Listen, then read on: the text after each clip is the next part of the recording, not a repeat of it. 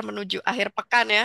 Sebelum akhir pekan, menutup akhir pekannya ya, lebih tepatnya kita menutup akhir pekan dengan sesuatu yang berfaedah insya Allah.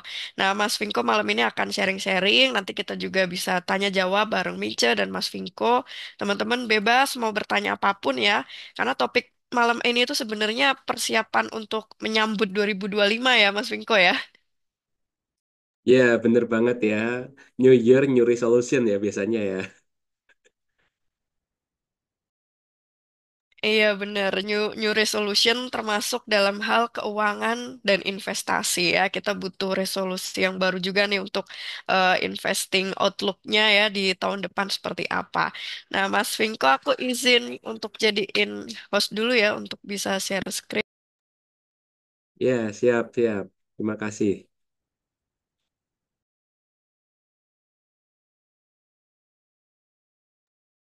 Oke, Mas, boleh dicoba share screen. Sudah bisa belum? Oke, ini saya coba dulu ya. Oke, apakah sudah terlihat? Oke, aman, Mas. Monggo, silahkan. Oke, saya izin membukanya dulu ya.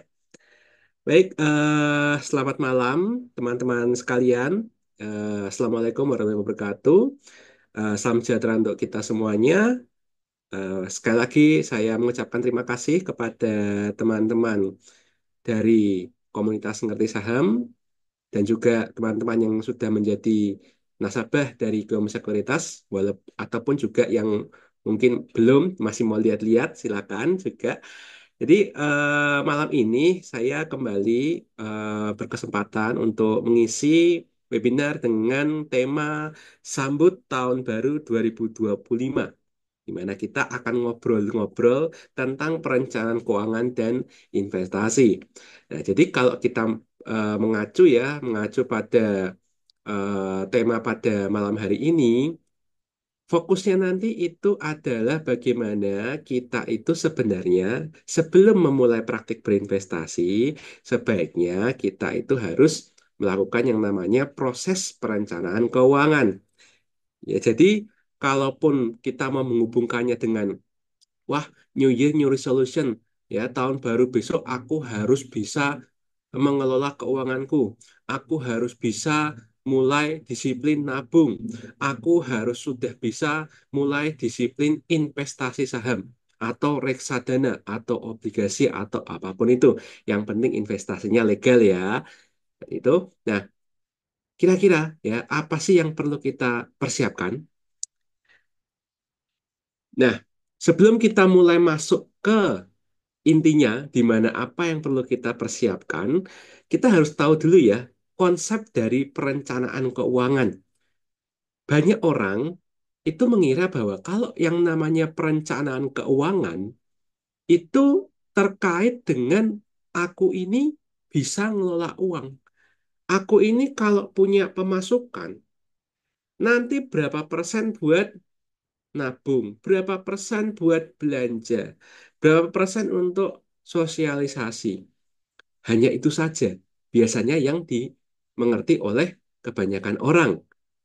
Bahkan mungkin jangan-jangan tidak banyak orang yang bisa mengelola keuangannya. Wah, itu mah udah ini ya, perlu dikasih edukasi. Nah, sebenarnya tidak salah ya, sebenarnya tidak salah. Tetapi pengertian yang sering dimaknai oleh orang-orang awam dan kemungkinan juga teman-teman sekalian itu sebenarnya bukan perencanaan keuangan.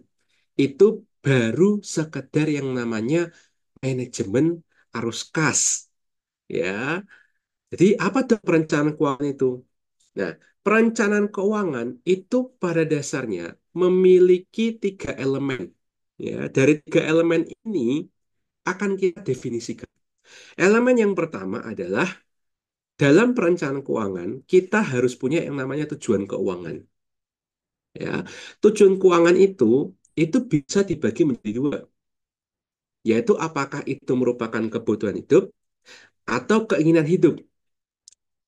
Dan jangan salah, ya, bahwa yang dimaksud di sini itu bukan hanya ngomongin tentang kita harus mendahulukan kebutuhan hidup. Keinginan hidup itu nanti. Yes, itu ada benernya, ya. Tetapi dalam beberapa hal di hidup kita, kalau kita tidak punya keinginan hidup, maka kita juga pada dasarnya bisa berisiko, ya, tidak bisa menikmati hidup juga. Nah, memang ada beberapa keinginan hidup yang bisa dibilang itu esensial. Nah, sekarang pertanyaannya adalah bagaimana untuk mencapai tujuan keuangan tersebut. Nah, dari segi jangka waktunya, itu juga dibedakan menjadi tiga. Jadi ada yang namanya tujuan keuangan jangka pendek, jangka menengah, dan jangka panjang. Jadi, ketika kita melakukan manajemen arus kas, misalnya kita mau nabung nih, misalnya kita mau invest nih buat sesuatu, nah itu pun juga harus dibedakan dulu, jangka pendek, menengah, atau panjang. Nah, setelah itu, ketika kita sudah merencanakannya, oh ini buat jangka panjang. Nah, kalau jangka panjang, kira-kira kendaraan untuk mencapainya itu pakai apa ya? Kalau misalnya, oh aku punya jangka pendek tujuan keuangannya. Nah, kira-kira kendaraan yang pas itu apaan ya? Ya, seperti itu. Nah, kemudian elemen yang kedua itu adalah manajemen keuangan. Ya, nah yang dipentingkan di sini adalah bahwa ketika kita mendengar atau melihat konsep manajemen keuangan di depan layar, ini sebenarnya kita mengacu pada manajemen keuangan yang selayaknya itu dijalankan oleh perusahaan.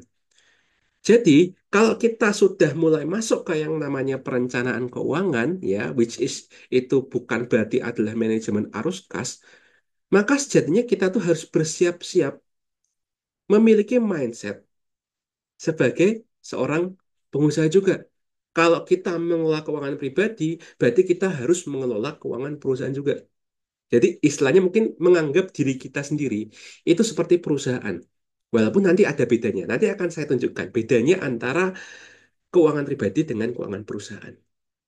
Dan dan yang namanya manajemen keuangan itu tidak hanya terkait dengan pengetahuan saja, ya. Kita butuh yang namanya skill juga, ya, skill pengelolaan keuangan dan juga tools manajemen keuangan.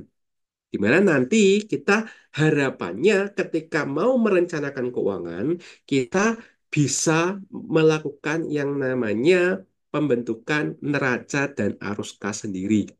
Seperti itu. Kemudian elemen yang ketiga itu adalah terintegrasi dan terencana. Jadi kita sudah punya tujuan nih, tujuan keuangan jangka pendek dua, jangka menengah tiga, jangka panjang ada dua misalnya. Ya, nah yang namanya tujuan keuangan tersebut, ya, itu kita harus mempertimbangkan apakah bisa dipenuhi oleh salah satu, salah dua, atau bahkan semua dari enam pilar perencanaan keuangan yang sifatnya itu bisa saja saling terkait satu sama lain dan tidak bisa terpisahkan. Jadi kadang untuk suatu tujuan kita harus menggunakan misalnya dua pilar. Berarti itu sifatnya adalah komplementer. Tapi mungkin di sisi lain, di satu tujuan keuangan, kita membutuhkan satu pilar saja. Tapi itu bisa dipenuhi oleh misalnya pilar A atau pilar B. Berarti itu bisa disebut sebagai sifatnya substitusi.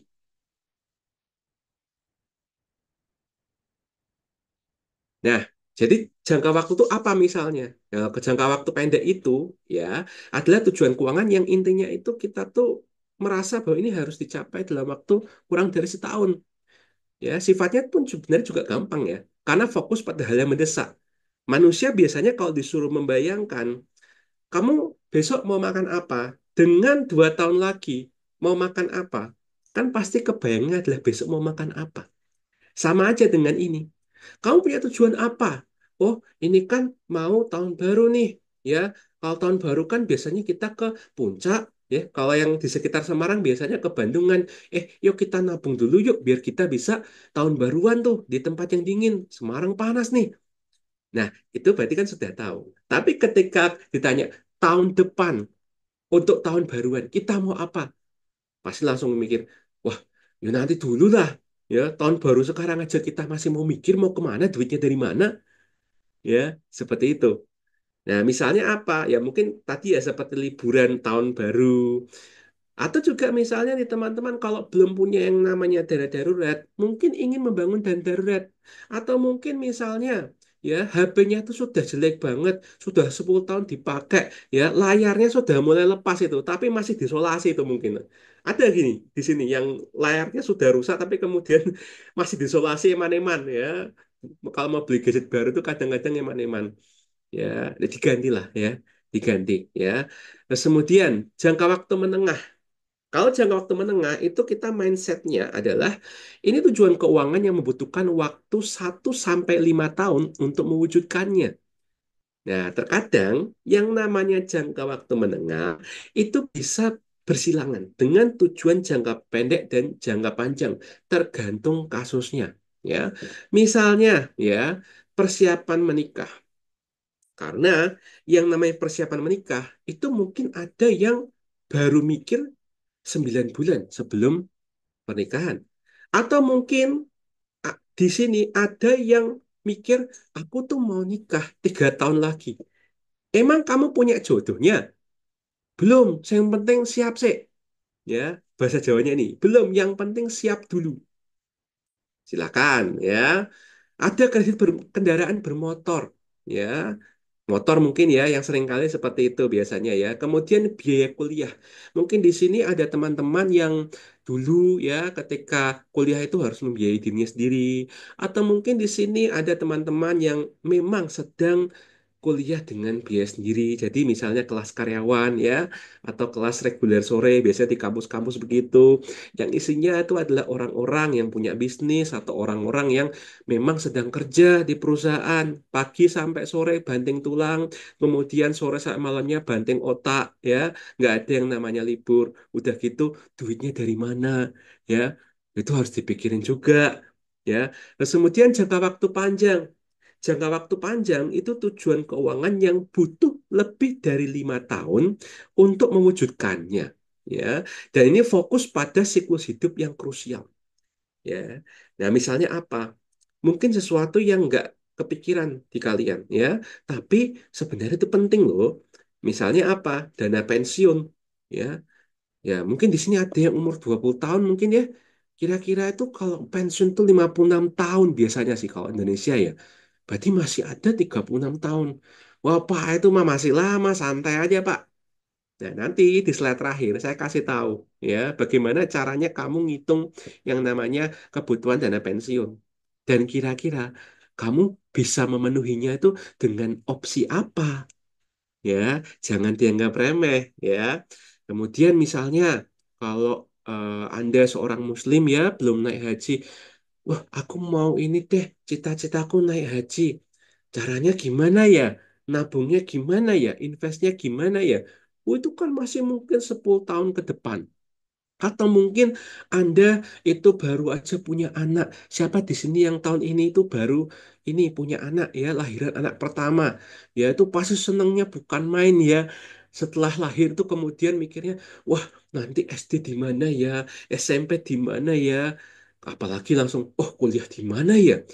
Mungkin 20 tahun lagi tuh kira-kira Indonesia itu makin bagus pendidikannya atau tak apa kuliahin ke luar negeri saja. Wah, langsung mikir-mikir-mikir seperti itu. Ada di sini nggak yang berpikir seperti itu? Coba tulis di kolom chat ya. Sambil nanti kita bisa saling diskusi-diskusi. Oke, kemudian ya ini biasanya yang didambakan oleh para Gen Z ya yang mungkin barusan lulus kuliah atau baru kerja nih pertama kali ya, yaitu apa? Aku tuh pengen tuh bisa ini bikin orang tuaku bangga. Nggak usah yang susah-susah deh. Yang penting aku bisa mapan. Mapan mungkin maksudnya adalah punya papan sendiri, rumah sendiri. Pertanyaannya kapan? Berapa jumlah uang yang harus disiapin? Nah, itu kadang-kadang kan sebenarnya sesuatu yang masih sangat panjang ya, lebih dari 5 tahun. Tapi karena sudah ngebet, aku pengen merencanakannya. Ya, seperti itu. Jadi itu adalah contoh-contoh beberapa kebutuhan atau keinginan atau kadang-kadang bisa itu dua-duanya ya di satu sisi itu bisa dianggap kebutuhan di satu sisi bisa dianggap keinginan ya itu jangka waktu pendek menengah dan panjang. Nah, Kalau kita ngomongin ya tentang namanya siklus hidup perencanaan keuangan, oke, mohon maaf ininya ya. Oke, mohon maaf bisa di ini ya. Apa? Oke, sorry sorry. Iya, oke, jadi saya ulangi, siklus hidup perencanaan keuangan ya. Jadi setiap tahap hidup kita tuh memerlukan perencanaan keuangan yang spesifik. Jadi kalau misalnya kita tuh umur 20, kemudian kamu umur 30, Anda umur 40, Anda umur 50, itu sebenarnya itu memerlukan yang namanya perencanaan keuangan yang berbeda ya. Karena biasanya umur 20 sampai dengan umur 40 tahunan itu adalah masa-masa ya di mana kita tuh akan membangun yang namanya kekayaan ya, building wealth ya.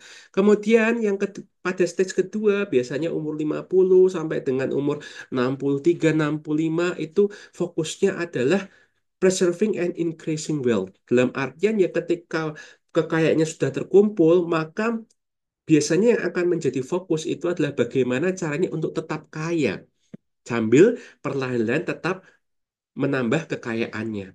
Kemudian kira-kira sampai dengan umur pensiun sampai usia harapan hidup ya, mungkin ada yang 70, 75 atau bahkan 80, itu stage 3 biasanya itu yang sering disebut sebagai mantap ya, makan tabungan, hidup dari kekayaan yang sudah disimpan. Ya, seperti itu. Nah, itu pun juga dalam berbagai siklus hidup, mungkin ada yang harus dihadapi. Misalnya, ketika umur 20 sampai dengan ketika sudah mulai berkeluarga, mungkin ada yang masih harus memikirkan tentang utangnya. Utang kredit kendaraan bermotor, utang KPR, ya karena ingin provide sesuatu yang lebih baik untuk keluarganya. Ya, nah di sisi lain juga selain harus menanggung utang, kadang-kadang juga kita harus mikir, ini biaya makan dari mana? Aku mau nabung dan aku mau invest itu bisa apa enggak? Nah, kemudian ketika mungkin anaknya sudah mulai gede, KPR-nya sudah mungkin tinggal 5 tahun lagi atau 10 tahun lagi, terus mikirnya itu sudah apa? Sudah untuk investasi demi dana pensiun. Ya, mungkin nggak semua orang seperti ini ya, tetapi sebagian besar orang itu yang memang memulainya dari nol ya, atau bahkan mulai dari minus, itu siklus hidupnya itu seperti ini biasanya. Jadi beruntunglah teman-teman yang mungkin orang tuanya itu beruntung ya, pekerja keras dan karirnya bagus atau bisnisnya bagus sehingga bisa provide teman-teman dengan bantalan yang lebih empuk ketika masih umur 20 tahunan. Ya, jadi udah nggak perlu mikir utang, udah nggak perlu mikir tentang konsumsi, harus langsung fokus ke saving dan investment seperti itu. Ya, kemudian juga ketika sudah mulai 50 tahun udah mikir, ya, ini aku mau mewariskan apa? Ya, mewariskan itu pun juga banyak pro dan kontranya.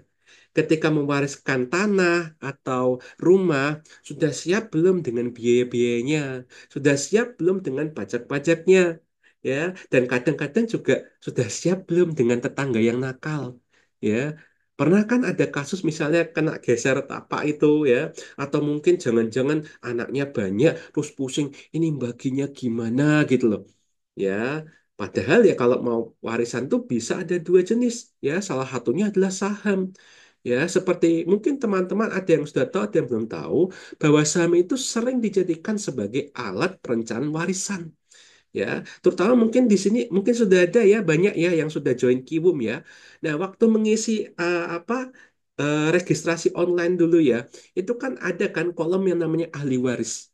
Meskipun itu tidak di asterisk, tidak wajib dijawab, tetapi sebenarnya itu merupakan mekanisme ya, mekanisme waris. Jika terjadi apa-apa pada sampean, maaf bahasa Jawa, jika terjadi apa-apa pada Bapak Ibu ya, teman-teman sekalian yang mungkin punya anak masih kecil atau anaknya sudah SD SMP, itu nanti yang bisa ngeklaim yaitu yang ahli warisnya. Ya misalnya sudah ditulis nama anaknya. Ya nanti anaknya dikasih tahu caranya, ya bahwa kalau ada sewaktu-waktu nanti kamu punya ini, kamu klaimnya ke Kiwum misalnya cabang Jakarta ya, Jakarta Pusat atau cabang Surabaya atau representatif Semarang ya, ngomong ke sana biar nanti bisa dibantu diuruskan. Ya itu juga sebenarnya sudah merupakan perencanaan keuangan. Jadi kalau teman-teman itu sudah masuk ke Kiwum, sudah dijelasin caranya begini, maka sebenarnya teman-teman cukup beruntung. Ya, sudah termasuk perencanaan investasi dan perencanaan waris sebenarnya kalau sudah mengisi ini. Kalau misalnya teman-teman ada yang lupa mengisi, Pak, saya lupa ngisi ahli waris waktu daftar Kiwung dulu. Nah, coba ya, minta ke representatifnya masing-masing atau mungkin kantor cabang dan kantor pusat bisa nggak melakukan pengkinian data. Ya, seperti itu. Karena itu juga penting ya untuk yang terkait dengan perencanaan keuangan pada malam hari ini. Ya. Nah, dari tadi tuh saya ngomongin pilar. Apa aja sih pilarnya tuh, Pak? Ya, yang namanya perencanaan keuangan itu 6 pilar. Yang pertama dan yang paling utama adalah manajemen arus kas dan utang. Yang kedua adalah manajemen risiko yang terkadang juga sering disebut sebagai perencanaan asuransi. Yang ketiga adalah perencanaan investasi. Yang keempat adalah perencanaan pajak, kemudian perencanaan pensiun dan perencanaan waris. Nah, yang terkait dengan judul kita pada malam hari ini adalah yang pilar pertama dan pilar ketiga, manajemen arus kas dan utang dan perencanaan investasi. Oke, jadi tadi saya sudah bilang bahwa harapannya adalah teman-teman tuh sudah kenal dulu dan sudah mulai bisa paling tidak bikin sendiri ya di rumah Excelnya gimana atau di buku atau nanti mungkin saya bisa share ya share screen lagi Excel yang saya pakai ya untuk nyateti ya aset saya nyateti saya keluar uang berapa saya dapat uang masuk berapa setiap bulannya yang juga saya ajarkan di kelas-kelas saya di kampus tempat saya mengajar nanti akan saya share screen Excelnya ya supaya bisa jadi panduan. Nah, jadi kalau kita ngomongin tentang neraca ya, kita mungkin sudah ngerti bahwa sebagai investor yang fundamental ya, kita tuh harus menilai fundamental perusahaan seharusnya dari neraca. Ya, apakah lebih banyak utang daripada ekuitas? Ya, kalau kita pengennya yang apa yang konservatif ya ketika saham ya pengennya ya perusahaan tuh kalau bisa nggak punya utang bunga berbunga ya supaya tidak ada resiko kebangkrutan. Terus kalau kita lihat aset, wah aku sih pengennya punya saham perusahaan yang lebih banyak aset tetapnya daripada aset likuidnya. Kenapa? Soalnya kan kalau kebanyakan kas, berarti kan perusahaannya tidak efektif, tidak ngerti dia mau ekspansi kemana.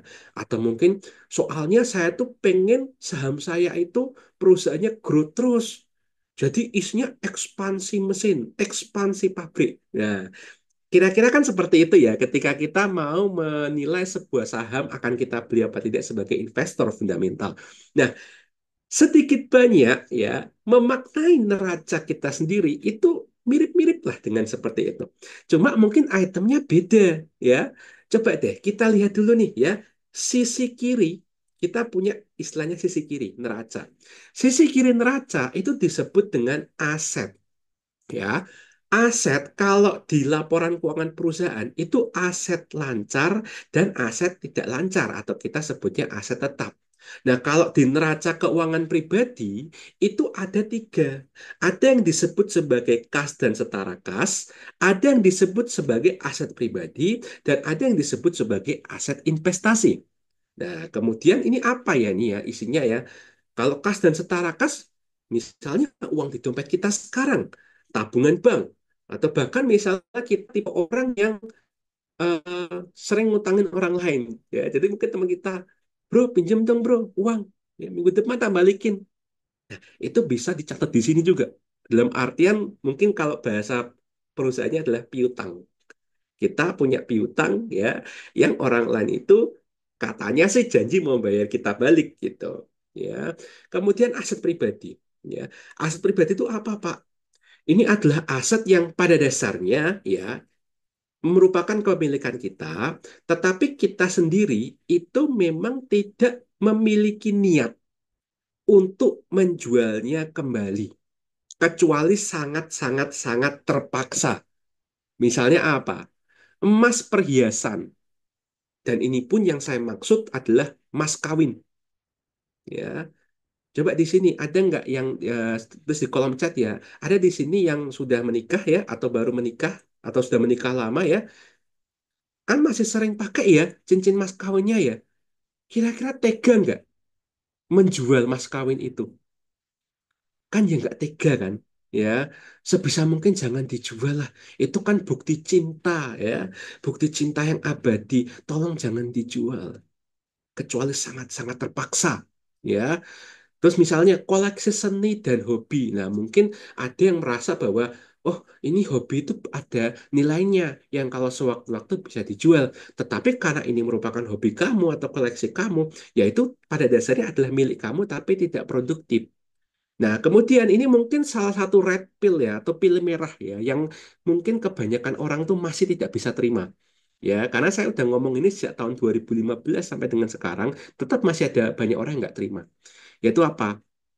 Bahwa rumah ya itu sebenarnya bukan aset investasi, tapi aset pribadi. Terutama kalau rumahnya itu adalah rumah pertama dan itu adalah rumah satu-satunya untuk kamu tinggal. Jadi meskipun yang namanya rumah kan juga ada di atas tanah ya. Rumahnya mungkin turun nilainya, tanahnya naik, tetapi jangan sekali-kali punya mindset bahwa itu adalah investasi kamu. Kalau buat warisan gimana Pak? Monggo silakan. Tetapi ya untuk Anda sendiri itu jangan dijadikan mindset investasi. Itu aset pribadi.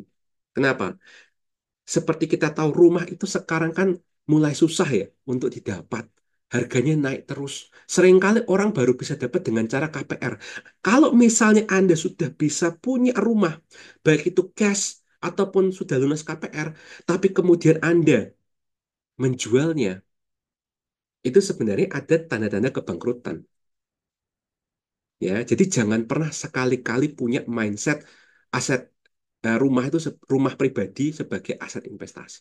Kalau rumah kedua gimana Pak? Kos-kosan Pak misalnya Pak. Nah, itu baru nanti masuknya aset investasi. Jadi harus dibedakan ya. Mobil ya, motor, gadget ya. Itu adalah kebanyakan dari sebagian besar orang itu pada dasarnya bukan aset investasi, tapi aset pribadi. Satu, karena depresiasi itu pasti ya. Dan yang kedua ya, itu pada dasarnya tidak produktif. Mungkin untuk kegiatan produktif, misalnya saya pergi ke kantor, itu kan kegiatan produktif, Pak. Iya, kegiatannya produktif, asetnya tidak produktif, gitu. Ya, tapi kan butuh. Ya udah, silahkan dimiliki begitu. Tapi masukkannya di aset pribadi. Nah, aset investasi mungkin kita sudah tahu, misalnya apa? Emas 24 karat. Ya, kalau di negara lain selain emas tuh ada ya, seperti perak, tapi mungkin di sini di Indonesia kayaknya belum jadi budaya ya, belum menjadi sebuah lifestyle untuk invest di perak ya. Itu baru ada di luar negeri. Nah, kemudian yang kita tahu di sini adalah obligasi, reksadana, saham, deposito ya. Saham reksadana itu juga bisa dibeli lewat QIUM juga ya. Tanah properti tadi juga sudah disebutkan juga ya. Kemudian ada mungkin di sini yang punya bisnis pribadi ya, atau mungkin pagi siang pegawai, sore malam misalnya jualan nasi kucing ya, punya gerobak ya kan, punya lentera ya, punya kompor ya, punya panci. Ya, itu adalah aset penunjang bisnis pribadi. Itu bisa dimasukkan ke sini. Kenapa? Ya karena gerobakmu, kompormu, pancimu itu produktif. Bisa menghasilkan yang namanya income. Nah, itu tentang aset ya. Terus kemudian kita akan beralih ke yang utang. Utang kalau di perusahaan itu sama ya. Ada utang jangka pendek, ada utang jangka panjang. Ada utang yang sifatnya bunga berbunga, ada yang sifatnya tidak bunga berbunga. Nah, itu juga sama ya. Pada dasarnya kita punya utang jangka pendek. Jangka pendek itu ya intinya yang kalian tuh harus lunasi kurang dari setahun. Ya, contohnya apa? Utang kartu kredit. Ya, misalnya di sini ada yang punya kartu kredit Bank X misalnya gitu ya. Misalnya modelnya adalah auto debit setiap tanggal 2 bulan berikutnya. Nah, berarti misalnya tanggal 1 sampai dengan tanggal 31 Desember, misalnya pakai dulu kartu kreditnya, ya. Terus setelah tanggal 31 Desember, ya, 31 Desember sebelum tutup hari, cek itu. ya mobile bankingnya. Tagihanku bro yo, yang harus di auto debit pada tanggal 2 atau tanggal 3. Seperti itu. Ya, nah, kemudian utang jangka panjang juga sama ya. Misalnya apa? Ya KPR. KPR biasanya kan 5, 10, 15 bahkan 20 tahun ada ya kalau nggak salah ya. Kemudian utang K3 ya, kredit kepemilikan kendaraan bermotor. Ya, ada yang 5, 10, 15 tahun gitu. Nah, tetapi bedanya teman-teman di sini perhatikan bahwa kalau perusahaan itu fokusnya itu adalah balance neraca, yaitu sisi kiri harus sama dengan sisi kanan, ya, di mana kanan supaya bisa balance dengan aset itu adalah utang ditambah ekuitas, ya. Tetapi cara baca neraca keuangan pribadi itu adalah nggak ada yang namanya ekuitas, adanya adalah net worth. Net worth ya itu sama dengan aset dikurangi utang. Ya, jadi fokusnya itu adalah net worth-nya kita.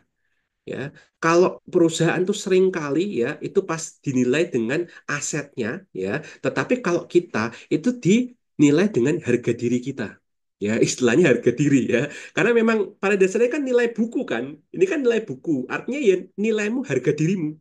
Harga dirimu adalah semua kekayaan yang kamu punya dikurangi dengan utang yang kamu lakukan untuk memperoleh kekayaan tersebut. Nah, kalau bisa masih plus ya. Dan kalau bisa ya aset sama dengan net worth ya, utangnya tidak ada, harapannya begitu ya. Oke, nah terus kalau kita bilang bahwa perusahaan itu kan biasanya dilihat dari laba ruginya ya, apakah kita sebagai manusia juga harus ada laba ruginya? Kalau manusia itu nggak ada ya, laporan laba rugi itu nggak ada, adanya adalah laporan arus kas ya, di mana arus kas itu secara simpelnya adalah ada arus kas masuk dan ada arus kas keluar. Cuma mungkin apa aja sih yang bisa dimasukkan di sini? Misalnya arus kas masuk ya, teman-teman yang mungkin bekerja terima gaji ya, entah gajinya diserahkan tanggal muda apa tanggal tua ya, itu dicatat tiap bulan ya. Kemudian keuntungan bisnis ini kalau yang berbisnis ya, bukan omset ya, keuntungan ya. Kalau omset misalnya UMKM itu kan dilaporkan di SPT, tetapi yang dilaporkan di laporan keuangan pribadi itu bukan omset, tapi profit ya, laba bersih. Kemudian pendapatan piutang. Wah, itu si pengutang itu yang kemarin apa sudah 3 bulan hilang tahu-tahu muncul sudah tobat dia ternyata itu. Ya udah, ayo masuk ya, masukkan ke sini ya. Terus kemudian bunga tabungan atau deposito bank. Mungkin di sini salah satu item yang mungkin paling males Anda apa teliti ya karena ya siapa sih yang apa bisa ngitung apa misalnya bunga tabungan deposito bank secara disiplin gitu ya. Tapi nggak apa-apa.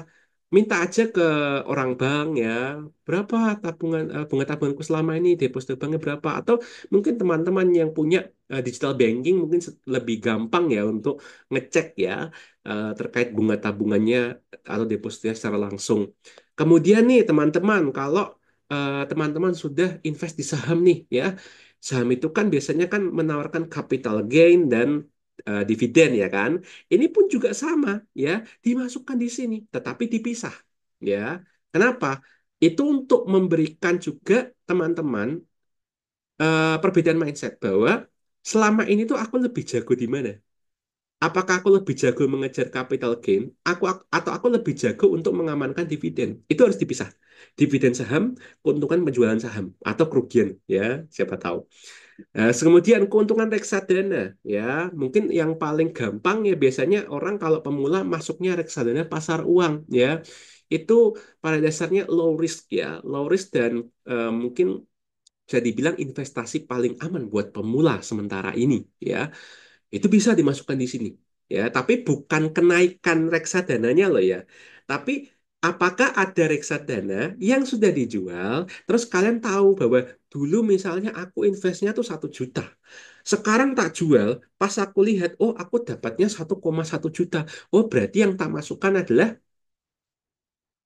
Itu ya selisihnya. Kemudian kupon keuntungan obligasi ya. Siapa di sini yang invest obligasi tiap bulan mantengin, oh tanggal 15 ada uang masuk nih dari pemerintah, catat lagi gitu ya. Atau mungkin ada yang sudah pengalaman untuk trading obligasi juga. Wah, cuan berapa kamu bulan ini? Oh, 1%. Yaitu 1%-nya dicatat seperti itu.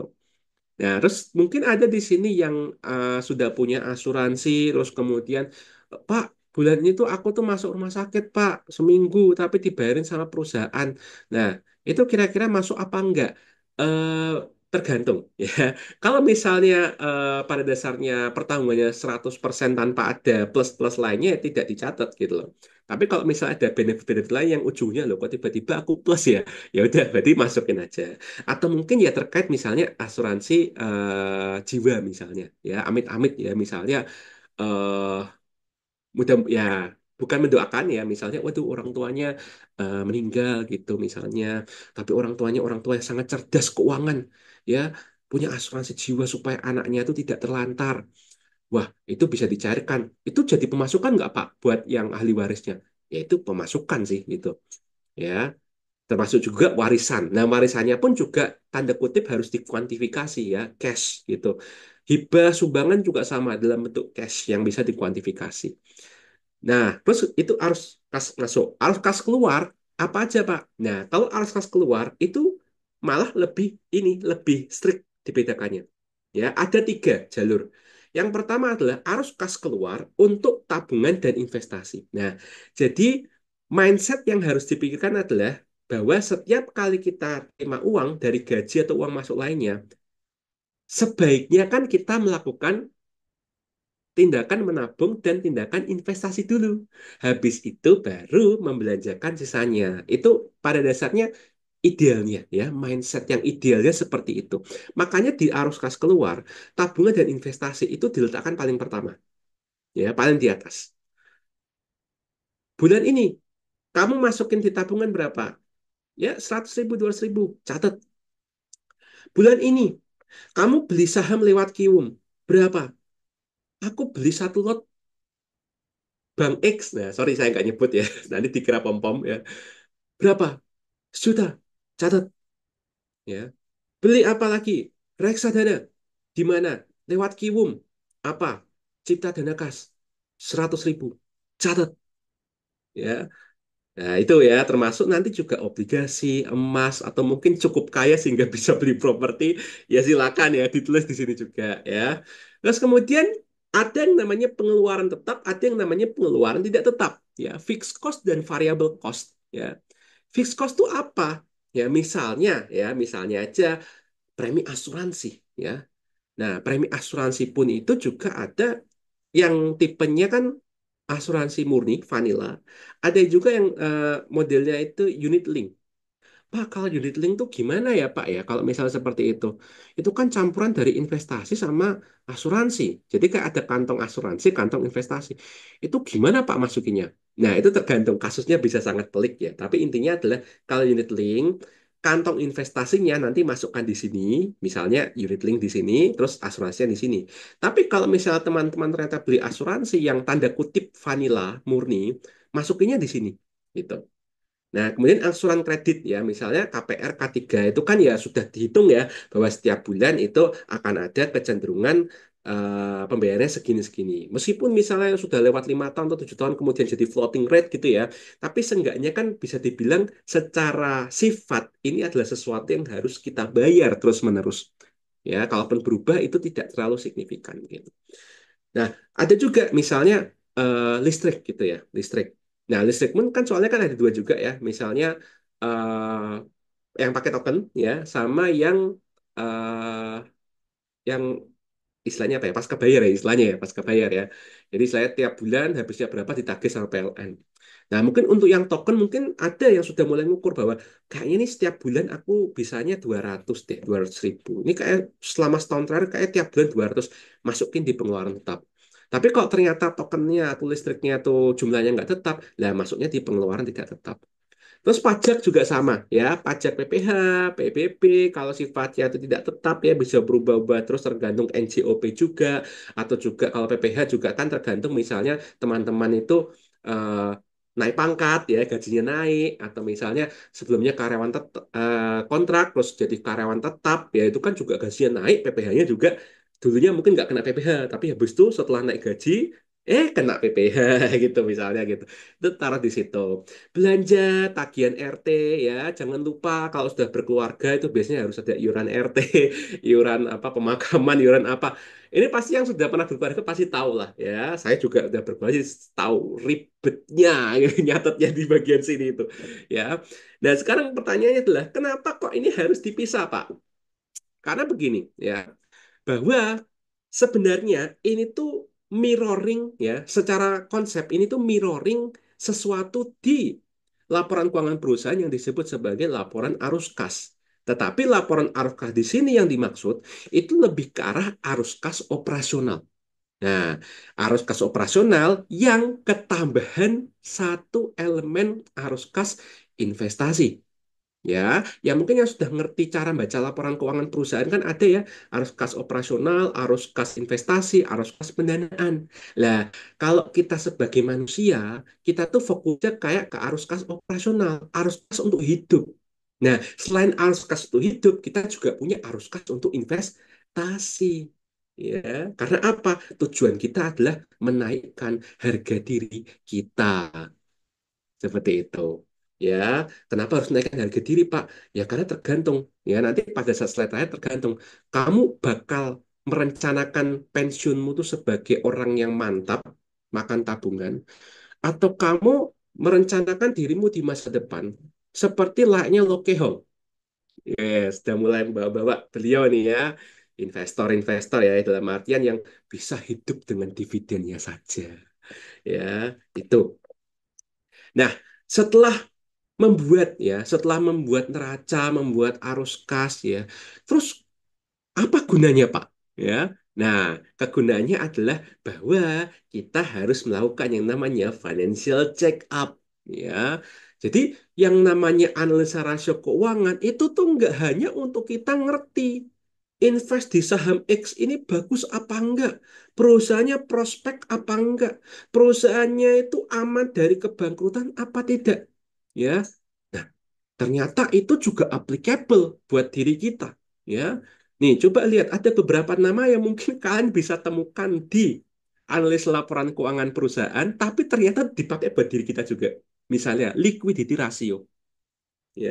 Kemudian liquid to net worth ratio, saving ratio, debt to asset ratio, debt paying ability ratio, non-mortgage debt paying ability ratio, investment to net worth ratio, dan juga solvability ratio.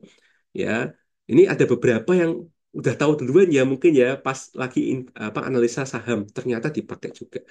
Nah, cuma ya sekali lagi kita harus tahu bahwa kalau aku sudah dapat hitungannya ya, itu cara bacanya gimana?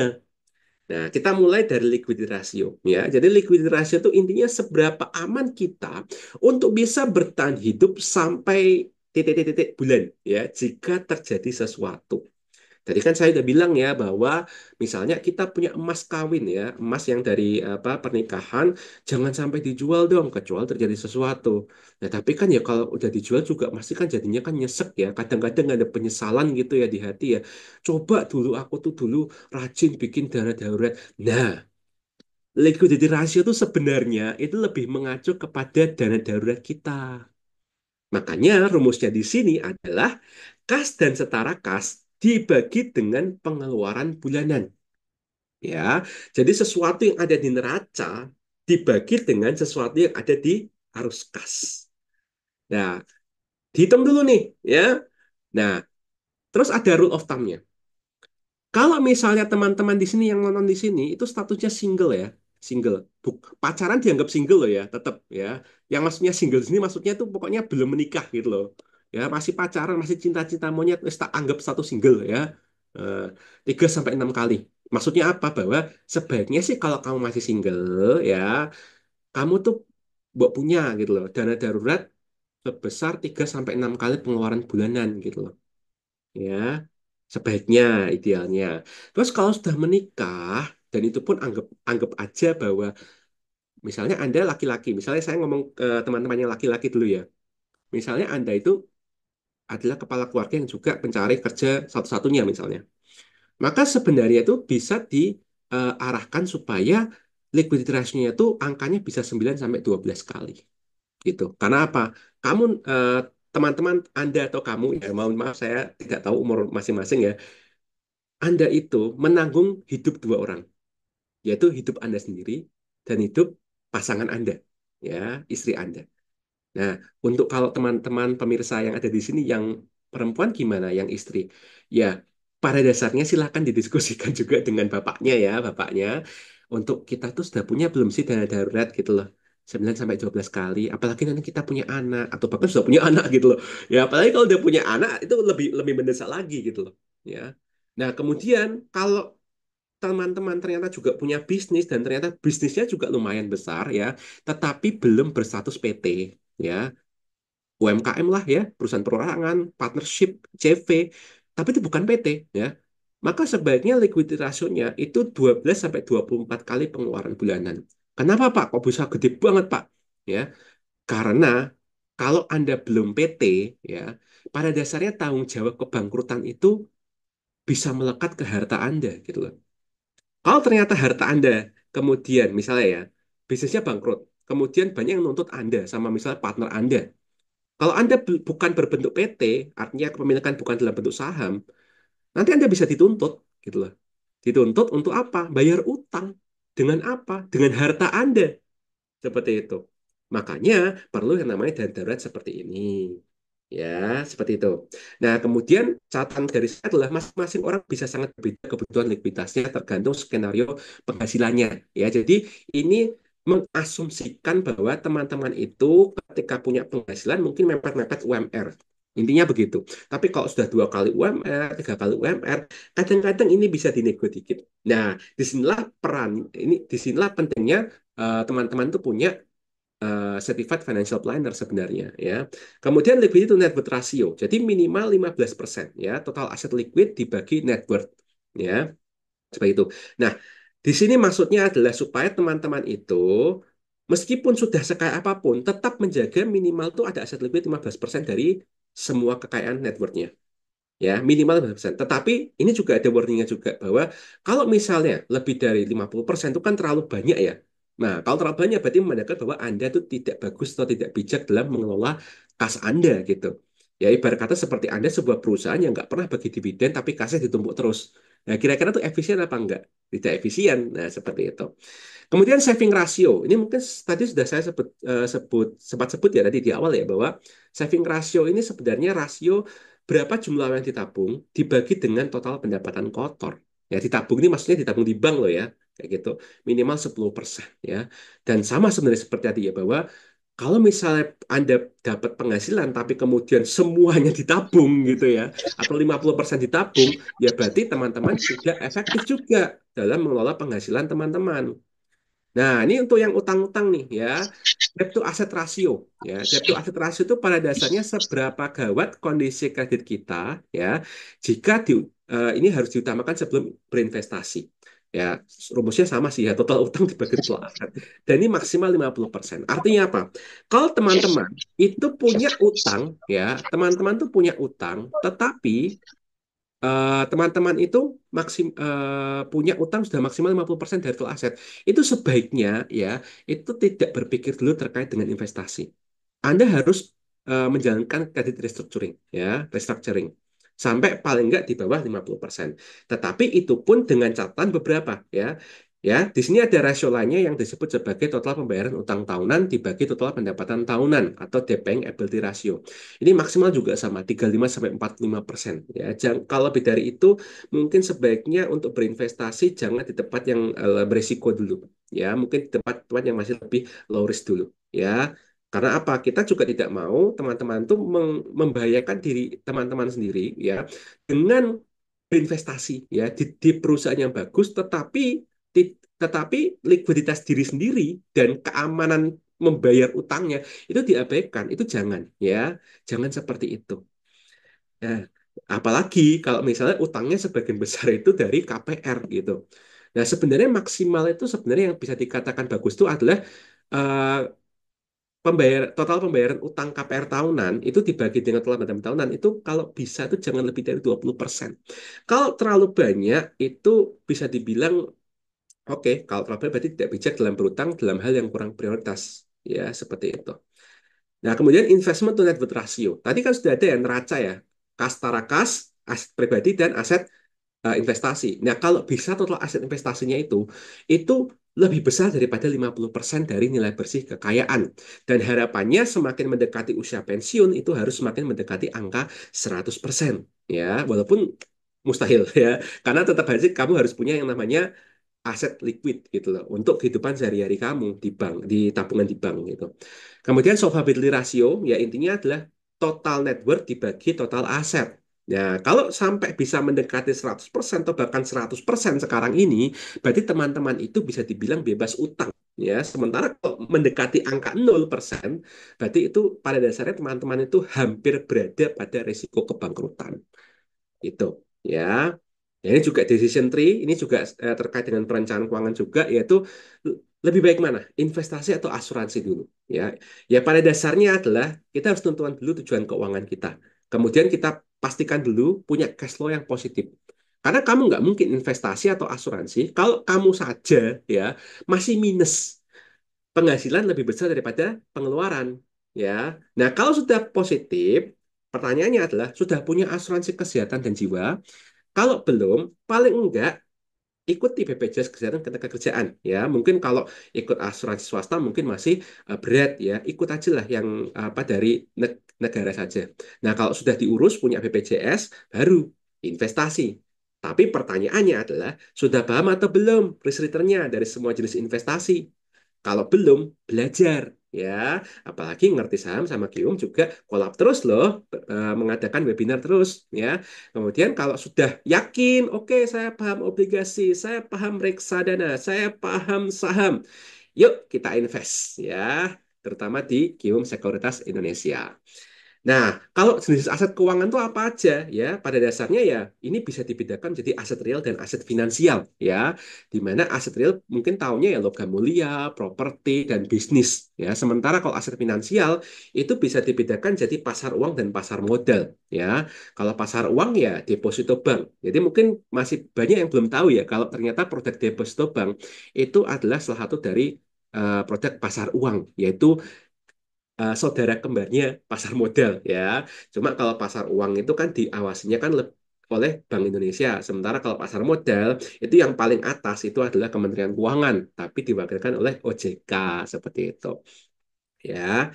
Nah, kemudian kita juga harus tahu dulu ya sebelum kita investasi bahwa ada yang disebut sebagai risk return spectrum ya.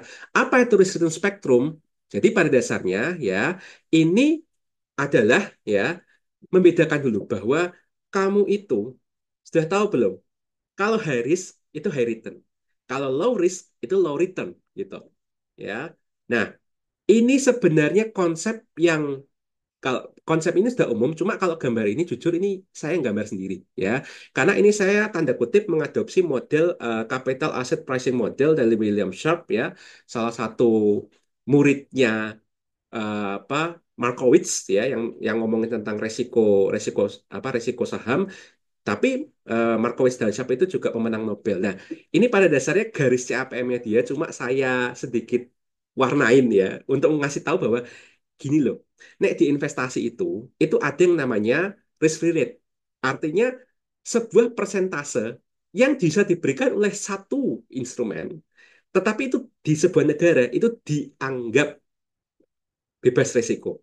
Ingat loh ya, dianggap bebas resiko. Dan saya ngomongnya bebas resiko ya, bukan tidak ada resiko. Karena itu bisa slightly different. Ya, misalnya apa? Tabungan deposito. Selama teman-teman itu nabung dan deposito di bank-bank yang dijamin LPS. Ya, itu. Koperasi gimana, Pak? Nah, itu dijamin LPS nggak? Ada penjaminannya. Kalau nggak ada ya, no. Ya, itu bukan risk free. Makanya di sini garisnya itu mulanya bukan di angka 0, tapi agak di atas dikit. Gitu. Ya, anggap aja apa? Oh, aku nabung di bank ini, di bank Jateng. Ya, kalau mungkin tempat kalian mungkin ada bank Jabar, ada bank Jawa Timur gitu ya.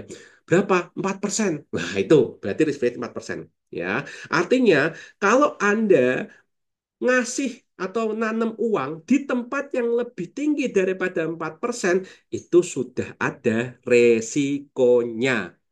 Itu pun juga tanda kutip itu per tahun loh ya, ya. Deposito itu kan ngomongnya PA per annum per tahun. Nah, padahal di luar sana mungkin teman-teman sudah pernah ditawari mungkin ya. Wah, ini tanam modal di sini ya 6% per bulan. Nah, caranya gimana? Wah, tinggal titip aja di grup Telegram, WhatsApp. Pernah ada di sini. Coba tulis di kolom chat coba. Ya, pernah mengalami nggak itu? Ya, jangan ya. Itu sudah menyalahi hukum ini ya. Ya, ya. Apalagi ini saya udah ngomong ya. Ini tuh sesuatu yang skemanya itu sudah dirumuskan oleh dua orang penerima Nobel. Masa dua orang penerima, penerima Nobel kalah sama katanya orang-orang yang nggak kalian kenal gitu loh, ya jangan ya. Oke, ya jadi kalau kita mau main safety area mungkin bisa di tabungan deposito obligasi pemerintah reksadana pasar uang, ya. Kemudian kalau di moderate area misalnya udah mulai berani-berani dikit ya, bisa masuk ke obligasi korporat, reksadana pendapatan tetap, reksadana campuran, reksadana indeks, sampai kemudian teman-teman tuh sudah kayak paripurna. Ya, paripurna tuh maksudnya apa? Aku tuh sudah cukup, ya, ilmu cukup, yang aman sudah aku tahu dan sudah aku tanam, yang moderate juga sudah aku tanam, saatnya aku ke risky area. Ya, ada reksadana saham, ETF, saham, dan mungkin teman-teman kita yang sebelah ya di di pasar berjangka, misalnya forex, dan juga mungkin teman saudara jauh kita ya yang baru aja lahir di peradaban ini yaitu kripto. Ya, jadi pada dasarnya ini adalah sebuah universe, ya, universe. Tapi dalam hal ini kita akan fokusnya ya karena sesuai dengan kompetensi kita yaitu saham, ya kita paling enggak ya kita coba yuk utamakan yuk kejar kita punya ilmu pengetahuan dan profil risiko yang bisa kita tuh bisa investasi ke saham seperti itu. Nah, terus kemudian saya juga mau kasih konsep juga nih yang namanya skema tetrahedron keuangan. Ini mungkin skema yang pada dasarnya nggak banyak orang tahu, tetapi ini sebenarnya sudah ada di bukunya salah satu orang yang mungkin kalian tidak asing lagi, yaitu Robert T. Kiyosaki.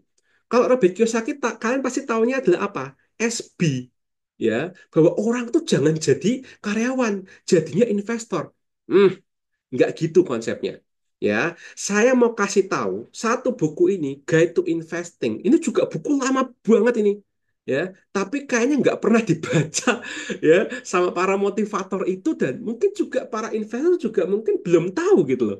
Ya, yaitu apa? Bahwa pada dasarnya income itu terbagi jadi tiga. Active income, portfolio income, dan passive income. Misalnya di saham, ya, saham itu pada dasarnya bisa jadi portfolio income dan passive income. Portfolio income adalah ketika misalnya jual di harga murah, ya, beli di harga murah, jual di harga mahal, ya, beli Rp10.000 per saham, jual di Rp11.000 per saham. Itu cuan. Nah, kalau passive income itu apa? Dividen. Kamu cuma beli saham X, tiap tahun kasih dividen dua kali, ongkang-ongkong kaki, 10 tahun kemudian, sekarang kok dapat berapa yieldnya? Oh, 10%. Oh, kok iso? Padahal dulu waktu aku pertama kali beli 2% ya yieldnya. Itulah efek compounding, keajaiban compounding. Ya, dan itu real. Ya, ada sahamnya dan itu merupakan saham wonderful company juga. Ya. Nah, bagaimana kalau aktif income-nya hilang ya? Karena kita kan bisa invest ke saham berkat aktif income kita. Ya kalau ini hilang gimana? Apakah kita bisa memenuhi biaya hidup kita? Nah, jawabannya adalah bisa dong. Kan kita sudah punya saham yang bisa kita jual kalau kita jago trading ya. Dan juga kalau kita itu jago milih saham yang bisa jadi dividen investing untuk passive income kita. Kalau bisa dua-duanya, kenapa harus milih salah satu? Benar nggak? Ya, seperti itu. Nah, kemudian ini juga ada konsep lainnya yang saya ambil juga dari bukunya Mas Rian Filbert ya. Ini juga bisa dicek, ada juga bukunya, ya, namanya Passive Income Strategy. Ya, ini bahkan di perpustakaannya Bursa Efek Indonesia lantai 2 tempat saya itu ada, ya. Saya juga bisa baca-baca di situ, ya. Yaitu ini disebut sebagai Passive Income Blueprint, ya. Dalam artian apa? Teman-teman itu ketika ya mau membangun yang namanya kekayaan harus membuild your foundation, ya. Fondasinya itu dibikin dulu, yaitu apa? Active income, ya. Dalam artian tuh pada dasarnya ya, secara konseptual tuh hampir tidak mungkin orang tuh tiba-tiba bisa jadi kaya ketika dia itu tanda kutip main saham. Ya, logikanya adalah ya kan saham tetap juga butuh punya modal dong gitu loh. Nah, sekarang butuh modalnya itu dari mana? Masa ngutang? Ya kalau misalnya dia langsung bisa jago dalam sekali trading, sekali investing. Kalau enggak gimana? Yang ada apa? Gali lubang tutup lubang. Nah, makanya active income perlu. Ya, makanya teman-teman di sini terutama ya teman-teman yang masih muda ya, terutama ya. Mungkin ada di sini banyak sekali mahasiswa di sini. Pesan saya ya sebagai dosen juga ya, karena saya juga dosen menghadapi banyak sekali mahasiswa warna-warni ya macamnya. Serius kalau kuliah ya. Kuliah serius ya, cari koneksi serius, magangnya yang serius, skripsinya yang serius ya, dan cari sertifikasi kompetensi yang serius juga. Supaya apa? You have to fight. You have to fight for what? Ya, untuk apa? Untuk cari kerja. Mungkin kelihatannya nggak keren banget ya. Tapi namanya cari kerja itu lu harus fight. Kenapa? Dari situlah kamu tuh bisa membangun kekayaanmu. Fondasinya harus dibikin dulu, ya. Atau mungkin Pak saya tuh nggak suka kerja, saya tuh lebih suka misalnya komisi, saya tuh jago gambar manga, saya tuh sebenarnya sudah dikontrak sama animator Jepang, mungkin ada di sini yang punya kenal atau bahkan Anda salah satunya, ya, nggak apa-apa, berarti itu adalah komisi sebagai freelance, ya. Atau mungkin Anda punya part time job, ya. Dan mungkin untuk mahasiswa-mahasiswa di sini yang mungkin belum lulus, Pak saya tuh ah, cuma dapat uang jajan dari orang tua, emang itu aktif income ya Pak ya? Oh iya, itu aktif income itu. Bahkan tanda kutip sebenarnya kalau mau profesional ya sama orang tua sendiri ya, meskipun ya ini bisa agak debatable. Tapi kita bisa anggap aja bahwa uang jajan dari orang tua itu tanda kutip seperti gaji. Gaji dari orang tua yang berharap supaya teman-teman ini itu rajin belajar, ya. KPI-nya apa? Rajin belajar, dapat nilai A, skripsinya lulus tepat waktu, dan harapannya nanti kalau cari kerja ya nggak perlu sampai 6 bulan apa setahun sudah bisa dapat kerjaan atau bisnis sendiri gitu, atau dapat komisi dari mana gitu, ya. Jadi ini sebenarnya saya sekaligus pengen menekankan buat teman-teman yang masih muda ya. Seperti itu. Karena saya juga sudah mengalami eh, apa stage of life yang di sini. Terus kemudian kamu sudah punya kamu sudah tahu saham ya, karena kamu tuh gabung dengan KSPM dari galeri investasi ya. Misalnya galeri investasinya ternyata partnernya Kiwum ya. Oh, aku pernah diajar sama Pak Vinko. Aku pernah diajar sama Mas Aziz, sama Pak Eka. Mungkin diajar juga sama Pak siapa, Mas siapa yang di waktu itu. Oh itu ya, tahu saham. Oke, aku punya uang jajan dari orang tua atau misalnya aku sudah punya gaji, aku akan invest ke saham. Sahamnya ke apa aja? Ya, pada dasarnya ya, sebaiknya kalau mau saham itu investnya ke growth investing dulu. Karena apa? Fokus utama kedua adalah boost your money, yaitu dengan masuk ke aset-aset yang added value.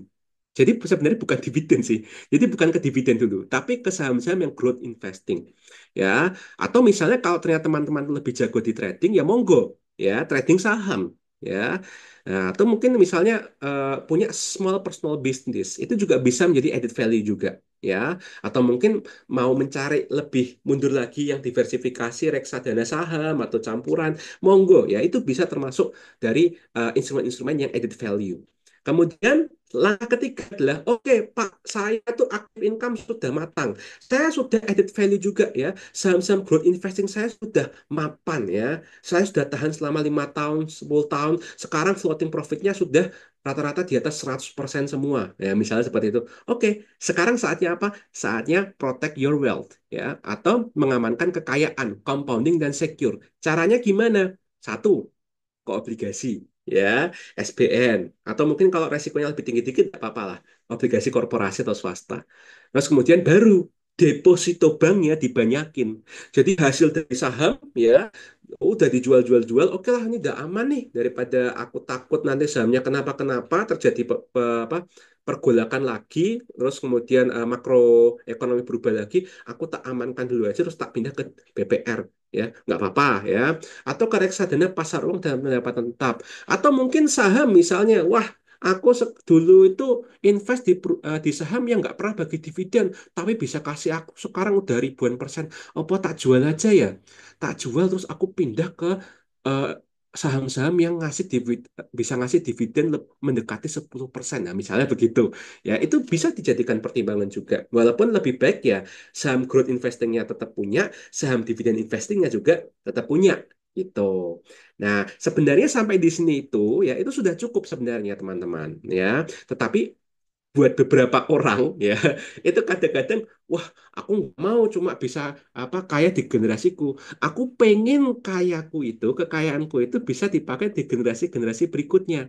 Nah, pada dasarnya kalau di Indonesia itu baru masuk ke aset yang namanya properti, dan propertinya harus produktif loh ya, nggak boleh hanya sekedar ngandalin kenaikan harga tanah kemudian dijual. Enggak, itu enggak produktif dan itu juga enggak baik buat perekonomian. Kamu harus produktif propertinya.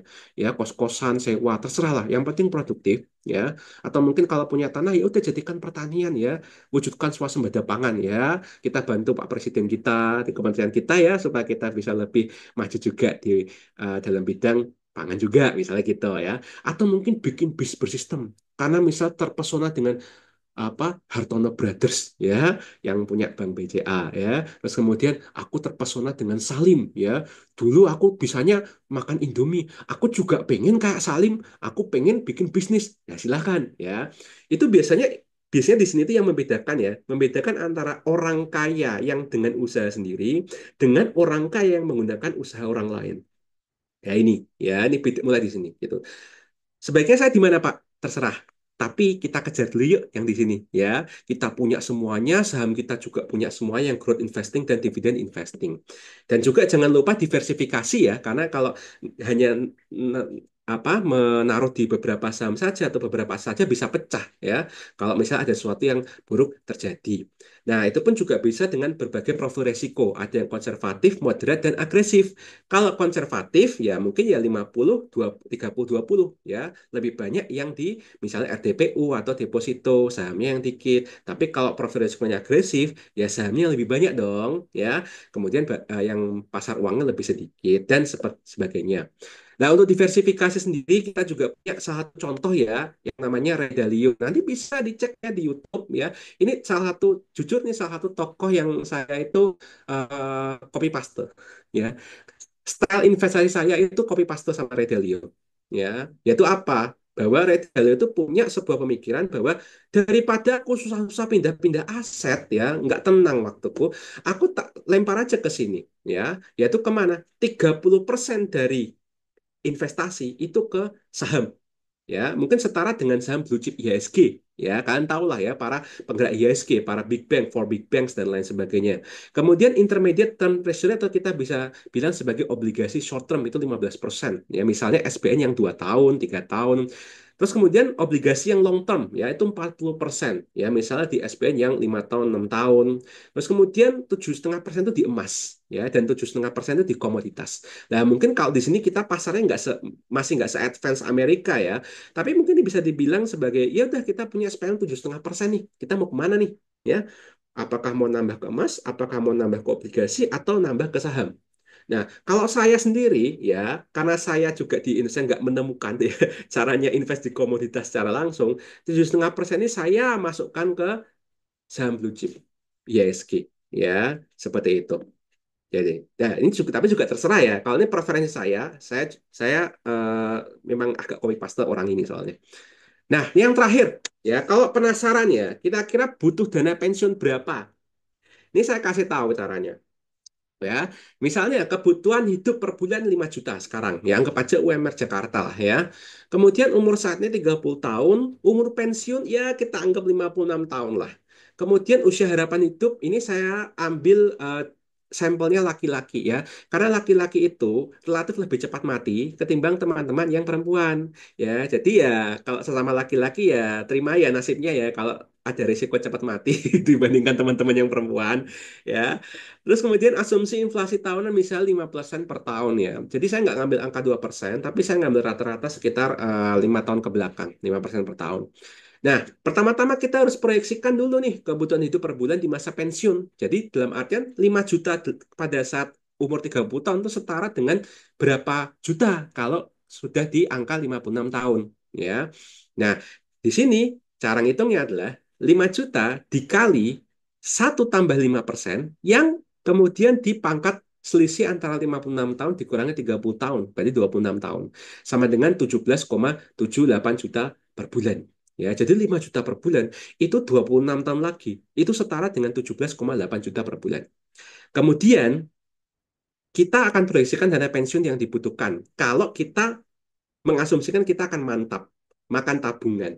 Ya, yaitu 17,8 juta dikali 12 bulan ya untuk jadi 1 tahun dikalikan dengan usia harapan hidup dikurangi umur pensiun.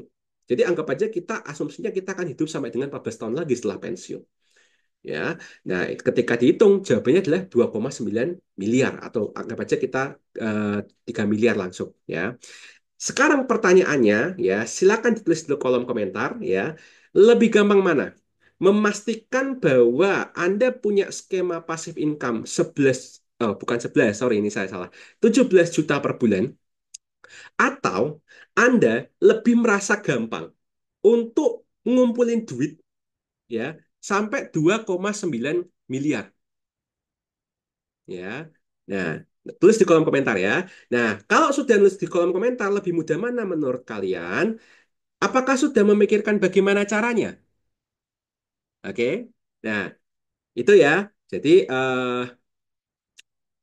itu yang bisa saya jelaskan. Nanti sambil saya lihat ya kolom chat apa aja jawabannya. Ini saya mau kasih lihat ini ya. Saya mau kasih lihat contoh dari template yang saya gunakan ya setiap harinya. Kalau balance itu setiap tahun sih ya. Saya sambil sambil ngisi SPT pajak, biasanya saya juga langsung ngisi neraca ini ya untuk hidup saya ya.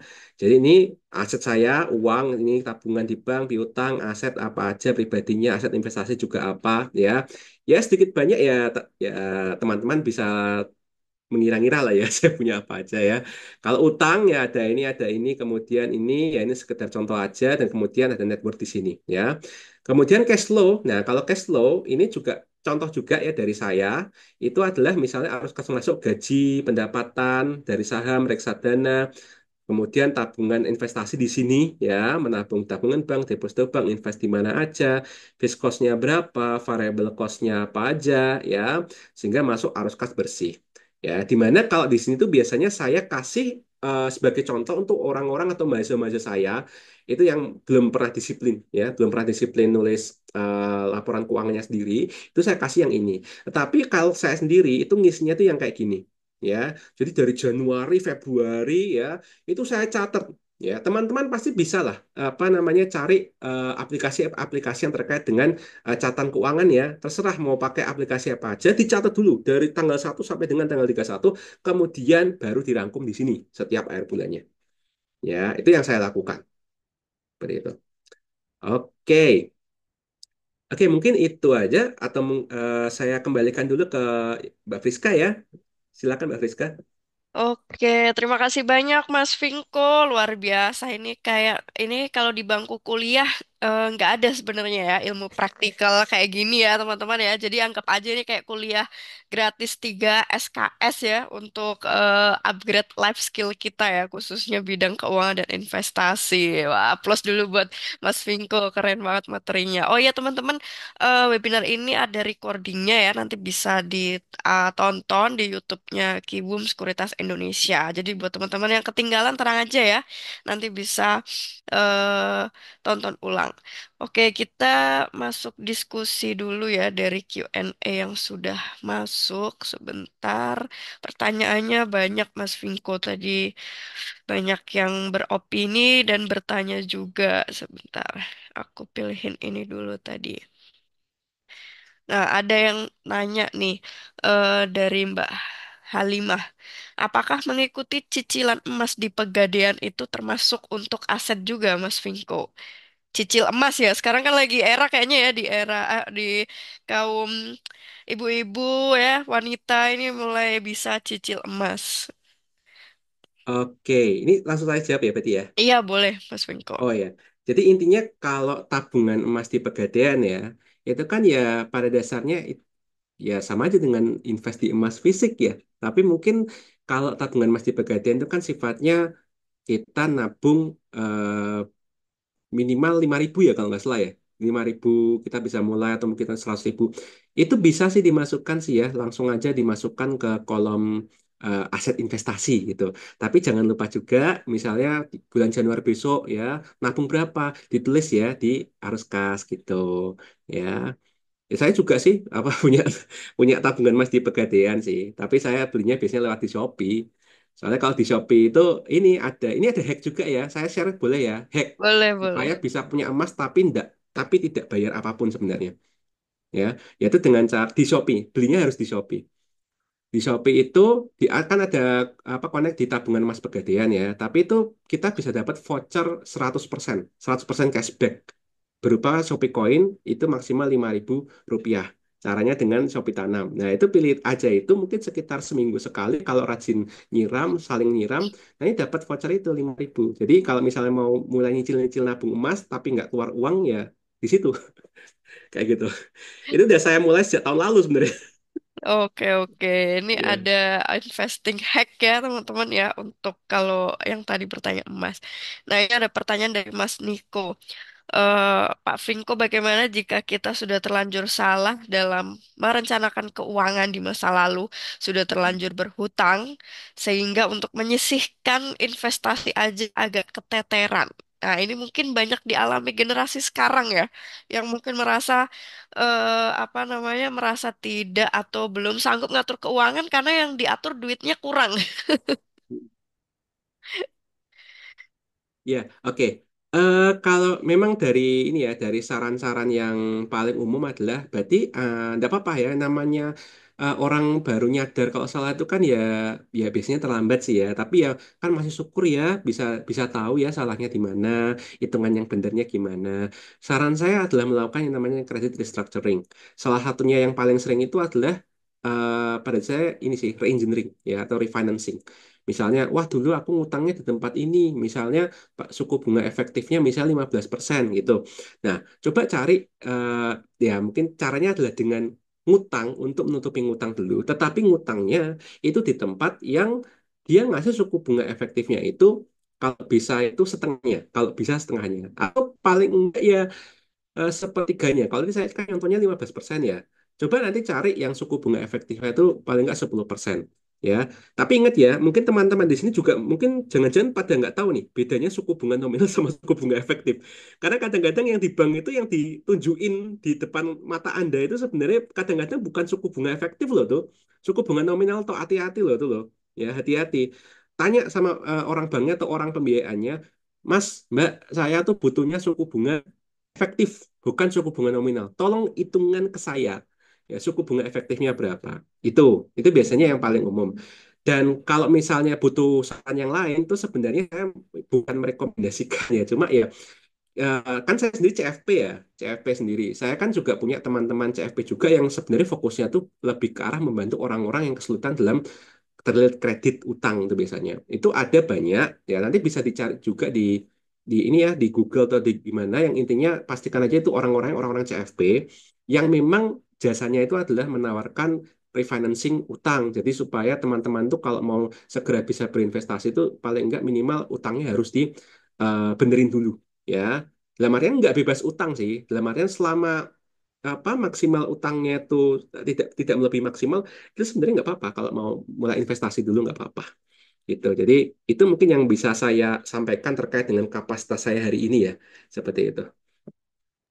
Oke, baik. Terima kasih, Mas Vinko. Nah, ada pertanyaan lanjutan ini dari Mars. Username-nya Mars ya. Kira-kira nih diversifikasi porto yang paling ideal untuk tahun depan ada saran nggak, Mas Vinko? Menyambut tahun 2025. Oke, 2025 ya. Oke. Kemarin kalau nggak salah ini tuh sudah dapat apa namanya market outlook ya kalau nggak salah ya. 2025 ya. Sama Iya, Mas Aji ya kalau nggak salah ya. Mas Aji ya. Ya kan. Nah, ini jadi kalau sudah disampaikan oleh Mas Aji kemarin Senin ya kalau nggak salah ya. Senin apa Selasa ya? Senin ya. Senin itu kalau misalnya teman-teman merasa bahwa wah ini kok kayaknya tahun depan nih aku harus hati-hati nih atau misalnya wah berarti kesempatannya masih ada banyak ini. Nah, itu tergantung ya bagaimana persepsinya gimana. Kalau teman-teman merasa bahwa saham-saham, ini saya ngomong saham dulu aja ya. Saham-saham yang teman-teman itu koleksi atau jadi watchlist itu potensi untuk mendapatkan keuntungan dari geopolitik, kemudian terkait dengan kebijakan Trump ke depannya, dan juga mungkin kebijakan dari Pak Presiden pemerintahan yang baru ini ya, itu silakan untuk bisa agresif ya. Kalau saya meminjam salah satu rumus dari gurunya Warren Buffett, Benjamin Graham, ya. Benjamin Graham itu pernah ngomong kalau sebaiknya 60% saham, 40% itu obligasi. Ya, itu katanya Benjamin Graham, ya. Itu salah satu rumus untuk orang-orang yang optimis ya terhadap masa depan saham. Tapi kalau misalnya Anda itu merasa, aduh aku pengen yang agak konservatif dikit lah, moderat dikit ya, aku pengen supaya investasi sahamku aman. Ya kalau saya sih mungkin bisa ikutin yang saya contohkan tadi ya dari Ray Dalio. Ya, Ray Dalio itu yang namanya all weather portfolio. Jadi ada alasan kenapa namanya adalah all weather. Dalam artian tahun apapun, mau ada perang atau enggak, mau ada komoditi super cycle apa enggak, mau ada kekacauan di dunia atau di Amerika atau di negaramu, kalau kamu pegang ini, ya, berapa persen di mana yang saya tunjukkan tadi, seenggaknya Anda itu bisa bernafas lega. Ya, kalaupun turun, turunnya nggak terlalu dalam, karena pasti akan ternegasi turunnya dengan naiknya yang lain. Dan yang naik yang lain itu juga kadang-kadang bukan dari aset yang sama, kelas aset yang sama, tapi kelas aset yang berbeda. Seperti itu. Jadi ada dua saran ya. Yang pertama 60-40 untuk yang optimis dan kemudian untuk yang merasa lebih ingin defensif mungkin bisa copy paste all weather portofolionya dari Ray Dalio. Ya itu yang saya alami juga soalnya. Ya setiap tahun karena saya sekali lagi copas Ray Dalio soalnya saya. Ya. Ya, ternyata Mas Vinko ini apa namanya followersnya Ray Dalio ya. Tapi memang dari dulu legend sih ya Ray Dalio ini untuk kalangan FM juga ya. Bisa bisa teman-teman googling ya profilnya. Nah, sebentar Mince pilihkan lagi pertanyaannya tadi dari Mbak atau Mas ini ya, ASKI. Kira-kira uang dana darurat harus tetap kas atau boleh dijadiin dalam bentuk emas? Oke, terima kasih pertanyaannya.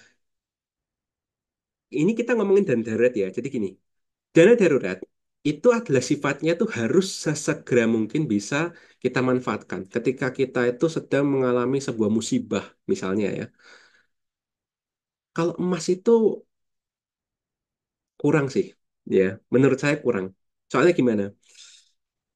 Bagaimana kalau ternyata skenario itu adalah amit-amit orang tua tuh tiba-tiba sakit keras harus dibawa ke rumah sakit, ya. Kita nggak punya asuransi atas nama orang tua, orang tua juga nggak punya uang. Misalnya kita yang punya uang, tapi orang tuanya misalnya hidup di desa nggak mau, ya tanda kutip nggak mau punya uang karena merasa ribet atau gimana, tahu-tahu setelah sakit keras, ya kan? Malam hari, ingat loh malam hari. Apakah emas bisa dijual di malam hari, ya kan? Ya bejo, ya tanda kutip bejo kalau ternyata kejadian itu siang hari. Kamu bisa, teman-teman bisa ke toko emas. Misalnya dekat pasar kan pasti ada kan toko emas kan. Yang penting apal, apal pasar aja tuh pasti ada lah satu toko emas gitu loh. Tapi gimana kalau malam hari? Nah, makanya saya sangat merekomendasikan dana darurat itu sebaiknya di tabungan. Satu, ya. Yang kedua, kalaupun tetap kekeh, Pak, tabungan ki bunganya ki cilik, Pak. 1%. Ya, 1% we adminnya gede.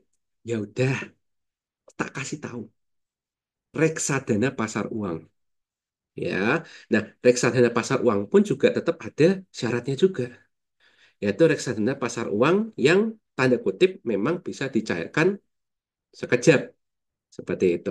Nah, kalau misalnya tidak bisa menemukannya, ya tetap aja saya tetap mikirnya ini di rekening tabungan saja, ya. Karena ingat, dana darurat, ya, itu bukan berarti tabungan. Jadi ada yang namanya tabungan dan darurat, ada yang namanya tabungan untuk belanja kebutuhan bulanan. Nah, ini kadang-kadang orang sering mencampur adukannya, padahal nggak boleh. Dana darurat is dana darurat, emergency fund. Ini adalah uang belanja. Itu, ya, nggak boleh jadikan satu. Gitu. Oke, aku pun juga tim yang prefer save dana darurat itu dalam bentuk cash ya teman-teman ya.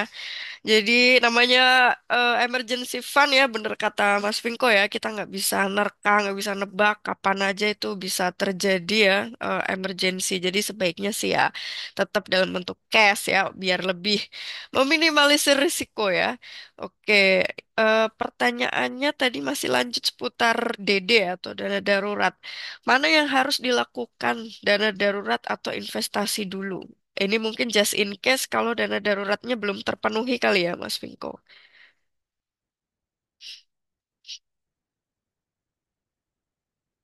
Masih mute, Mas. Oke, untuk hal ini mungkin saya menjawabnya sekali lagi tergantung. Anda kondisinya gimana dulu, ya? Karena gini, kalau misalnya Anda itu adalah orang yang belum punya investasi, tapi kemudian ada uang, itu mending dana darurat dulu. Itu salah satu case-nya. Tapi ada juga case lain nih, saya juga menemukan juga soalnya, yaitu adalah ketika orang itu sudah punya banyak banget gitu loh. Punya banyak banget aset misalnya kalau orang-orang orang zaman dulu yang pernah saya temui itu adalah properti lah, tahu lah ya, kos-kosan lah ya. Itu juga profesor kok. Profesor di salah satu kampus kota saya itu saya kenal orangnya. Dia itu ngaku kalau dia itu tabungannya dikit banget gitu loh. Karena hampir semuanya udah habis buat properti. Tapi apakah itu artinya bahwa dia itu harus punya dana darurat? Enggak juga gitu loh. Karena dari aku boleh nyebut berapa propertinya ya. Ini dari banyak itu propertinya itu, dia tuh nyeting bahwa properti ini itu apa namanya harus bayar di minggu pertama, properti ini harus bayar di minggu kedua, properti ini bayar di minggu ketiga. Nah kan pemikir, nah berarti tiap minggu dia bisa dapat duit dong gitu. Nah kalau kasusnya kayak gitu, ya nggak terlalu butuh sih dan darurat gitu loh, karena dari 4 minggunya aja tuh dia bisa ngatur, dia bisa dapat uang terus gitu loh dari properti. Terus ada juga, kalau ini senior saya di saham, ya mungkin ada beberapa orang kalau kenal saya pasti juga kenal senior saya, ya dia literally dia udah hidup dari dividen gitu loh gampangnya, ya. Nah pada dasarnya dia pernah sharing, emang bapak punya berapa uang di tabungan? Dikit sih, kalau ini paling cuma 1% dari net worth saya. Ya itu kan sebenarnya kan nggak sesuai, padahal dia aja anaknya ada dua gitu loh. Berarti dia nanggung 4 orang kan, harusnya kan paling nggak 2 tahun dia donornya. Tapi masalahnya kalau ngelihat dividennya ada berapa gitu ya, saya mikir, Ini mah nggak usah dana darurat gitu." Ya, jadi masing-masing orang itu memang ada case-nya sendiri-sendiri. Jadi untuk teman-teman, ya pada dasarnya silakan bisa dikonsultasikan dengan perencana keuangan yang ada di dekatnya gitu. Seperti itu. Atau mungkin kalau di grup mau tanya-tanya gitu ya silakan ya. Kadang-kadang saya juga apa standby kok, apa jadi silent reader juga di grup-grup ya. Itu. Oke, siap. Thank you, Mas Vinko. Mas Vinko, ini satu pertanyaan terakhir ya, karena nggak terasa kita ngobrolin duit, Oh iya. ngobrolin investasi, udah setengah 9 ini. Oh iya nih. Nanti Mas Vinko nggak pulang-pulang ini ntar. Ini Iya ya. Dari Mas Angga nih, Mas Vinko di saat Porto merah, biasanya kita cenderung gatel untuk segera menjual. Bagi tips dong agar tetap tenang, kalem saat Porto kita lagi merah. Oke. Kalau dari sudut pandang saya ya, pastinya ya kita akan kembali ya ke prinsip jangan beli kucing dalam karung. Sebaiknya sebelum berinvestasi, ya selain kita menyiapkan perencanaan keuangan, kita harus tahu dulu dong, kita mau beli apa nih, saham apa nih, apakah saham yang orang nggak kenal namanya apa, atau saham yang semua orang tuh tahu. dan bahkan sudah di apa diteliti oleh banyak analis, bahkan sudah dikomentari juga oleh misalnya beliau Loh Keh Hong ya atau mungkin beberapa influencer yang memang memiliki izin usaha OJK juga sebagai penasihat investasi, bukan asal influencer aja di YouTube itu, ya itu kalau udah sampai analisa, udah sampai nyebut harga atau gimana, ya itu bisa menjadi sebuah ketenangan kan, gitu loh. Ya ibarat kata lebih aman mana? Kita itu taruh 100 juta di saham yang harganya mungkin 50 sampai 100 rupiah atau 100 juta di saham yang seperti Bank BCA. Ya, akhirnya saya malah nyebut merek juga ya. Ya, anggap itu tapi bukan pom-pom ya istilahnya. Kan lebih tenang mana? Lebih tenang kalau kita pegang saham BCA. Pak, saya nyangkut saham Bank BCA, Pak. 10.900 Pak. Sekarang 10.200. Saya nggak tenang, Pak. Cut loss apa enggak? Orang kalau udah tahu valuasinya, fundamentalnya, enggak sih. Kalau buat investasi mah, yang ada ya kalau punya uang nambah kalau harga segitu. Ya. Nah, tinggal apakah orang yang ngomong itu punya justifikasi apa enggak, atau Anda sudah punya caranya mengetahui valuasi dari perusahaan itu, sehingga Anda bisa aman, nyaman, tentram. Seperti itu. Itu mungkin dari saya ya. Oke, intinya sih kalau soal psikologi ya teman-teman ya, karena kan ini berhubungan dengan psikologi investasi ya.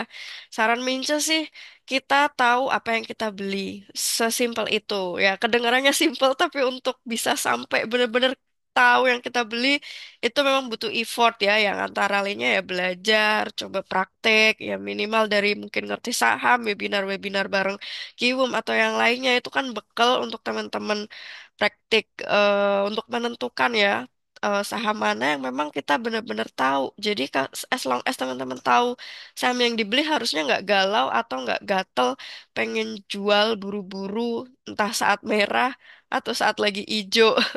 Jadi tahu ya kapan harus entry, kapan harus exit atau jualnya sesuai target return masing-masing yang udah teman-teman tentukan. Oke, itu dulu mungkin teman-teman ya webinar malam hari ini. Nanti kita mungkin bisa sambung di WA grup ya. Eh, Diskusi di dalam grup bisa, boleh, boleh banget ya. Walaupun ini webinar terakhir di tahun 2024, nanti kita akan sambut 2025 dengan lebih happy. Semoga portonya juga semakin membaik ya Mas Vinko ya. Yang akhir tahun ini portonya merah, tenang ya. Anda tidak sendiri ya. Mince pun juga sama ya. Kayaknya hampir semua eh, mungkin banyak yang pegang saham-saham yang sebenarnya fundamentalnya oke, tapi lagi turun ya udah nggak perlulah galau ataupun langsung buru-buru jual. Nah itu aja teman-teman ya mungkin untuk webinar malam hari ini. Terima kasih sekali untuk yang sudah join. Untuk Mas Vinko terima kasih banyak ya Mas ya sudah meluangkan waktunya sampai setengah 9 ya udah overtime. Semoga kita jumpa lagi di webinar-webinar lainnya dengan topik yang beda lagi. Minca izin tutup webinar malam hari ini. Wassalamualaikum warahmatullahi wabarakatuh. Thank you ya Mas Winko. Ya, terima kasih juga, Bu Rizka. Ya, Selamat izin live dulu malam. ya. Selamat Siap. malam.